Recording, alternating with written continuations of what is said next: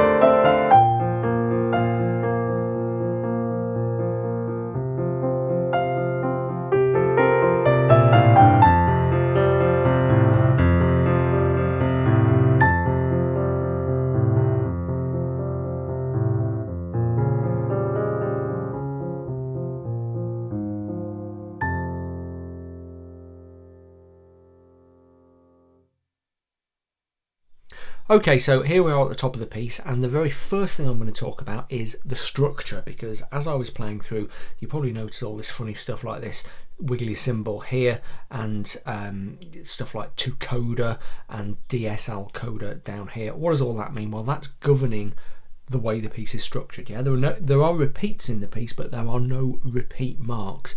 Instead, because the repeating is relatively complex, it's handled with these symbols. So let's go through how it works. Right, we start at the top of the piece and we play, play, play, ignore this symbol, keep playing, ignore the to coda, okay, keep playing, keep playing, keep playing, keep playing, until we get here to this symbol, this text, DS al coda. Now DS stands for dal segno, okay, which means from the sign. So it means you go back to the sign or the symbol, whatever you want to call it, which is this thing, very distinctive, and you repeat. Okay, so we've played all the way through from the top to the DS al coda, then we've gone back up to the symbol, and from the end of that bar where we have DS al coda, there's no repeat mark, but we go straight from the end of that bar to there, to the start of that bar there. Okay, and then we keep playing through, and remember we had that al coda. Okay, so when we get to this bit where it says to coda and there's a coda symbol, we skip straight from the end of that bar where the coda symbol is to the coda at the end, and the coda is just an end section, and then we play all of the coda. Okay, if you're not quite sure how that works, just follow it through as I'm playing. One common variation you'll see of that is, rather than DS al coda, is DC al coda, and that just means da capo al coda. Okay, and the capo is the top, there isn't a symbol, you just go straight back to the start.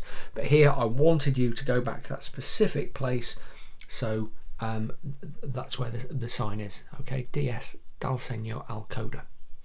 Okay, so that's the structure.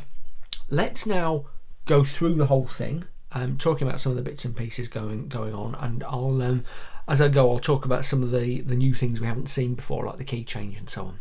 Okay, so first of all, the tempo marking, andantino con moto. I had a bit of a debate with myself about whether to say andante con moto. Andantino is usually interpreted to mean a little bit faster than andante, okay? As we saw with Fiorelisa, it can be a bit controversial sometimes, but a little bit faster than andante, tiny bit. And con moto with movement, so I want a sense of forward movement through the whole thing, okay? But right here we also have this espress, which is short for espressivo, expressively, which is kind of licensed to pull it about a little bit time-wise, to slow down a little bit, to speed up a little bit. Not an enormous amount. This isn't tempo rubato, which is what a much freer interpretation might be. But espressivo gives us a little bit of license to stray off the beat every now and then, okay, in a controlled way. Okay, so andantino con moto, espressivo. As usual, my Italian followers, hello guys, my Italian followers will be appalled by my pronunciation of their language, but sorry about that. Anyway, now you'll notice that I was using, or you probably noticed that I was using the pedal a lot, but there's no pedal marking. That's really common, okay, really common. Often composers or editors will explicitly mark the pedal in, either with actual brackets or just with the words con pedale or whatever down here. Often they don't though, and it's down to you as the performer to say to yourself, right, this piece needs sustain pedal and I'm going to use it. Okay, so just because there's no pedal marking doesn't mean you can't use the pedal. Okay, any experienced pianist looking at this piece would immediately decide, well, very quickly decide that it needed pedal, okay? And if as a composer I definitely did not want you to use the pedal, I would have put senza pedale, okay, without pedal, okay? But most pianists would look at this and say, ah, yes, look at these broken chords, look at what's going in the right hand, this needs a bit of pedal to give it, to help with the legato, to help with the resonance and various things like that, okay? So we're definitely playing with pedal. Okay, the left-hand patterns are reasonably straightforward. I said at the start that there's a lot of repetition in this piece, and there is. Okay, these patterns repeat again and again and again. Sometimes they get a little bit tricky, and in a minute or two we'll go back to the keyboard and I'll talk about some of the tricky bits in there. Some of these quite chunky jumps, there's some little runs every now and then, but nothing desperately difficult, nothing that you can't overcome with a good bit of practice. You will notice, however, that sometimes the left hand varies subtly. Okay, and when that happens, I've put a little star in. So this pattern hasn't come up before, and because it's a really big stretch, and again I'll look at this in a few minutes, you could be forgiven for thinking it was a mistake, but it's not. So I've put a star in there to draw your attention to it. And where have I put another star? There's another star around here somewhere. That can be a little challenge for you to, oh no, it's there. Okay. Yeah, so bar 26, where previously a C would have been played, it's reverting to the C here, but actually it's a D flat. We'll come to the key signature thing in a second. Okay, so just drawing your attention to that, to the fact that that's not quite what you might expect it to be on the basis of what's gone beforehand. Okay. Left hand fingering, I've written in a lot of left hand fingering, but some of these stretches in particular, it's going to kind of depend how you feel. You might want to vary it, you might want to change it. These are just suggestions. There are other ways of fingering it. I can't even remember what I did in the performance. I might even have varied a bit from these fingerings myself. But these are what I consider to be logical fingerings for someone with ordinary sized hands. Okay, but feel free to mess around with them. As long as they are fluid, as long as they make sense, that's absolutely fine. Yeah, as long as they're contributing to the overall flowing kind of legato feel of the piece. Yeah. The right hand, if you can, and I tried to do this, I want a kind of what we call a cantabile effect, a singing effect in the right hand. So just give the right hand a little bit more of a push than the left hand. The left hand should kind of buzz along underneath, okay, relatively unobtrusive, except in places where it gets interesting, for example towards the end, but mostly I want that right hand melody to sing out. Okay, let's have a quick look at this key change down here. It comes in here. We've started the piece in the key of F major with a single flat in the key signature, B flat. But here there is a key change. 4 flats, B flat, E flat, A flat, and D flat means we've gone into F minor. So we've gone from F major to F minor briefly. Okay, and that key change has started to happen here. And what I've done to start with is as the modulation, as we call it, starts, I've marked it in as accidentals, yeah, because it's not fully modulated. We've sort of a D natural here, but then when I want you to start playing all the flats, I've put them in the key signature. And this is the usual way of doing it. At the end of the final line of the old key signature, or in the middle if you have to, you put the new key signature as a warning that it's coming, and then here it is in the key signature at the start of the new system.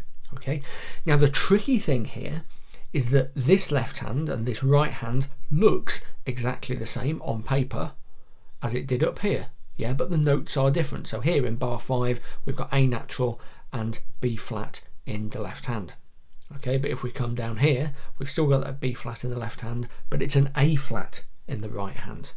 Okay, if we come along to here we've got C, F, C, just as it was in the F major section, because none of those notes are flattened in the key signature. Okay, but here C, F, C, G, C, D flat, C, G. Can be a little bit tricky to get the hang of, but if in doubt, refer back to my performance of the piece. Okay, just so that you can see what I'm doing there, because doing this is much more efficient than suddenly adding lots of accidentals to these notes to show that they're flat. Okay, I could have added some what we call courtesy accidentals in brackets just to remind you, but I thought I'd leave you to it and figure it out from the key signature. But then we change key again and we go back to the original key, and we know that happens because here at the end of this line 3 of the flats have been made into naturals again, and the B flat remains, so we're back in F major. Okay, and there in fact I have given you a courtesy accidental just as a reminder that that note is an A natural. Okay, so that's kind of it. Apart from that, it is reasonably, you know, there's nothing really you haven't seen before. The ritenuto, the slowing down at the end here, don't make too big a meal of that. The accidentals are fairly straightforward. Again, those accidentals are not the accidentals, the dynamics, sorry. Those dynamics are fairly fairly broad. They give you a lot of latitude, and this is one of those pieces, and again the kind of the espressivo marking at the start contributes to this. This is one of those pieces which you can kind of make your own. So if you want to put crescendos and decrescendos in different places, if you want to play it at a different volume, then do that. Yeah. When you're dealing with a composer's work, you know, ideally you kind of respect their wishes, but you kind of want to add your own interpretation as well. So don't feel exactly bound by those hairpins and those dynamic markings. Certainly I didn't. You know, when I was playing through, I just kind of let the spirit move me, as they say, and I kind of played something I think a little bit different from what was going on there. But have a listen through and you'll see what I mean. Okay, there we go. As I say, not an easy piece at all, but there is so much repeated material in here that once you've grasped the difficult bits, you should be able to play the whole thing fairly comfortably. Now, there are just a couple of little bits in the left hand that I want to talk about. Mostly the left hand is quite regular, okay? We've got these fairly comfortable broken chord patterns, okay, that should fall fairly naturally underneath your hands. Sometimes there's, you know, something like that, you know, a little bit of a run, a little bit of a twiddle, but nothing desperately complicated going on in the left. However, every now and then there's a bit of a jump. So for example, if you look at bar 12, in the left hand we have this pattern, okay, with a third marked down on that D there. Now normally when you have that pattern, it's like that, the bar's finishing on the A, but in that bar I'm finishing the bar on the D in the left to give us a comfortable sounding jump down to the B flat, which is the next you know, the root of the next chord in the left there. Yeah, but that does mean that we have the thumb on the C there, then the third on the D there, down to the B flat. Okay, that's just a little bit awkward if you try to stretch it. So what I did, because I've got funny arms and small hands, is I didn't try to stretch it. I'm using a pedal, so I jumped instead like this. Okay, that'll take a little bit of practice, and if you have to, isolate it and play it over and over. Okay, it's quite easy. I nearly did it there. It's quite easy to miss the notes or not land on it evenly. Yeah. So if you're going to jump, don't be afraid to do it quite boldly. Actually, let's say we're there, aren't we? Okay, so a definite off. You hold with the pedal onto the D there and down to the fifth. Okay. Needs a bit of practice. If you can, try to make sure there's not too much of a thump on the D. When I was playing through, I was painfully aware of hitting that D a bit hard a few times. Okay. Next little awkward bit comes up in bar 22. I've asterisked it to show that it's a slight deviation in the pattern from what you're used to. It's B flat F C. Okay. Okay, and you can't play that unless you've got really huge hands. You might be able to. If you've got big hands, you might manage it, but that's a bit of a stretch. So what I was doing again is using the pedal and swinging it, and you kind of have to pivot off that that finger on the F there. It's doubly difficult for me, as I said, because I've got these weird arms where my kind of wrists are screwed on the wrong way. It's bizarre. I'm from rural Lincolnshire. We're all kind of like that over there. But you know, even if you have got, you know, so-called normal arms, then you will find that a bit tricky at first. So again, just kind of isolate the movement and practice it over and over again. And remember, you can use the pedal to stick things together. The other couple of awkward left hand bits I want to look at here are both in the coda. If we look firstly at bar 42, you'll see that the right hand there is quite straightforward. We're just going up a scale. But in the left hand, we've got this. Okay. So from that third on the F, we've got an awkward thumb under there in contrary motion to what the right hand is doing. Yeah, which is a bit of a stretch. Okay, let me just do it hands together. Yeah, you will probably find that you need to practice that quite a few times to get it really right, and even when you have got it really right, you'll find it quite uncomfortable for a while. That swing over is awkward, even if you haven't got sort of funny arms and small hands like me. That's going to be quite an awkward jump for you. Okay, so look out for that. The other bit I want you to look at very finally is that kind of rich and deep B minor 7 chord. It is actually in bar 47 and 48 where we're doing this.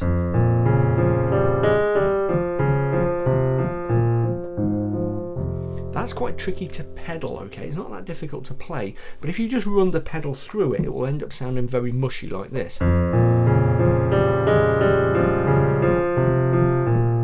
Okay, do you hear how those notes up there begin to run together? So kind of what you probably need to do is pedal here, then pedal off, and then pedal on each of those changes, each of those beats there, down to the final chord. Yeah, so just experiment, play around. Exactly what you do there is going to kind of depend on the piano you're playing and the kind of sound it has and how well in tune it is. But just be aware of the danger of creating a mush in the left hand there. Okay, there we go. So that ought to give you something to get your teeth into before the final tutorial next month. Let me know how you get on. Again, don't worry if progress is slow. Yeah, this should be a bit of a challenge, and if you're having to take it at a really slow tempo, don't worry too much about that. Yeah, go for accuracy first, and then if and when you get really confident with the piece, begin to take it up to tempo. As usual, practice your scales. Okay, I've put a list of the scales that you're working on in this tutorial's PDF, just as a reminder.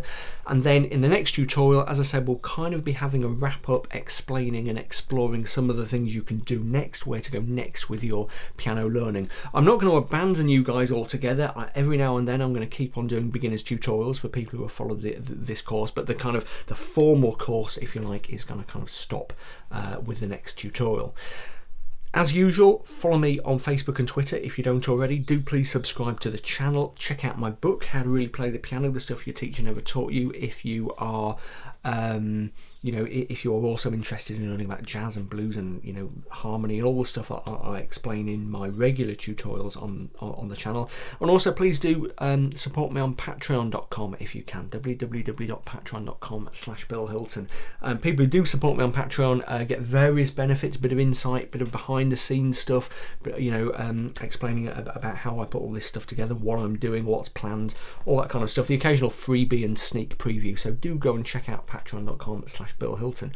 There we go. I will see you in the very final tutorial next time.